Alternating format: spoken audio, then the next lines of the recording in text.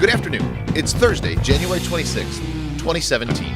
For all Western New York News and Radio, I'm Scott Leffler.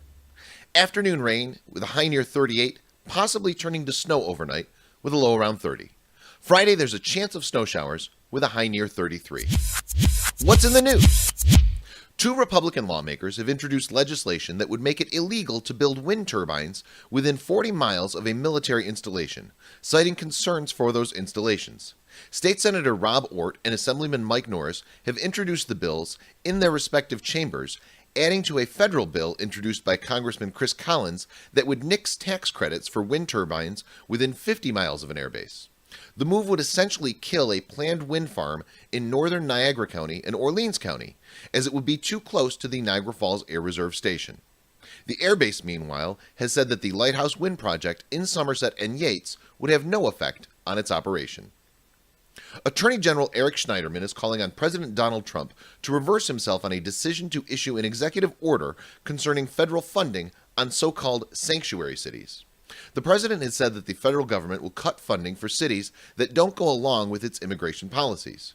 Schneiderman said if the president doesn't voluntarily reverse course, he'll fight him on it.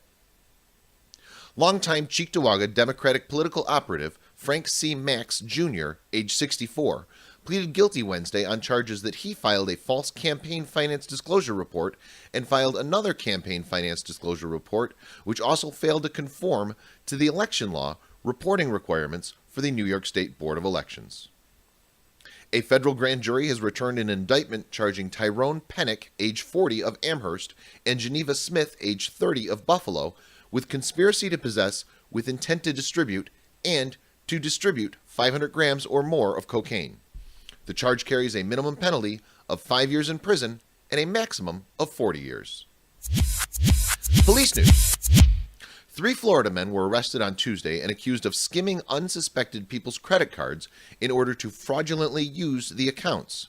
According to New York State Police, Yordani Ramirez Salgado, age 27, of Miami, Florida, Ernesto Alvarez Santos, age 20, of Hialeah, Florida, and Abel Garcia Fernandez, age 31, of Hialeah, Florida, were attempting to use fraudulent gift cards at Walmart around 2 p.m. Tuesday in Albion.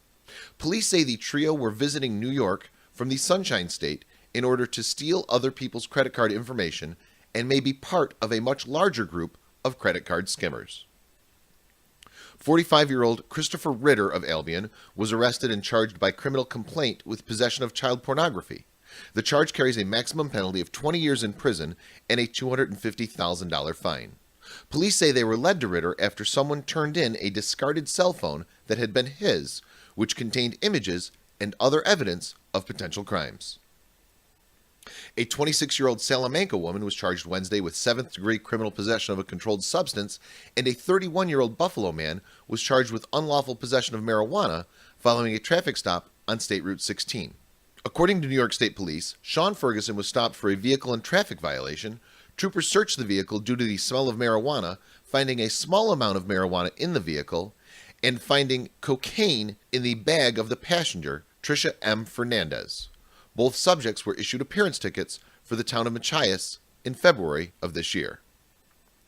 A Newfane woman was charged Tuesday with unauthorized use of a vehicle after a dispute over a horse on Keller Road in Clarence. Police say that Virginia O'Malley went to Phoenix Rising Equine Rescue and Rehabilitation on Keller Road Sunday to retrieve her associate's horses. While there, her associate was involved in a disagreement over the contract transferring the horses. A representative of Phoenix Rising parked her vehicle in front of O'Malley's horse trailer to prevent the pair from leaving before the dispute was settled. While the two discussed the contract, O'Malley entered the employee's vehicle and moved it, then left the area with the horses and trailer. After a brief investigation, O'Malley turned herself in on Tuesday and was issued an appearance ticket for unauthorized use of a vehicle for Clarence Town Court. The dispute over the horse contract was settled by the parties involved. Sports. The Buffalo Sabres take on the Dallas Stars in Dallas at 8:30 p.m.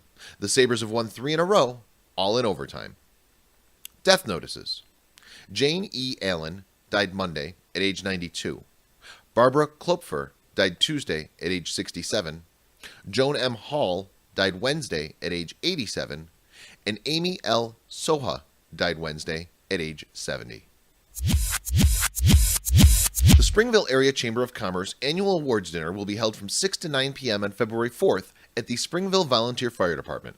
The Chamber will honor Sherritt Jewelers as its Business of the Year, Love Incorporated of Springville, New York as its Nonprofit of the Year, Nils Wickman as its Citizen of the Year, and Caroline Dickinson as its Student of the Year. Missed the award-winning Think So Joe show on All Western New York Radio last night? It's all good. Catch the podcast on allwesternnewyorkradio.com. Dead Starlings. What's that all about? Bob Confer with the answers at allwesternnewyorknews.com. 29 pizzerias, 14 weather photos, and just a few days before you get to choose which of each is best in its category. Get more details at allwesternnewyorknews.com, where you can also find more details on any of today's stories. Finally, we have a pair of new deals at allwesternnewyorkdeals.com. Discount tickets to Buffalo's Hip Hop Fest 2017 on February 19th and Burt Fest on February 26th. Okay, that's the news. For All Western New York News and Radio, I'm Scott Leffler. Have a great day.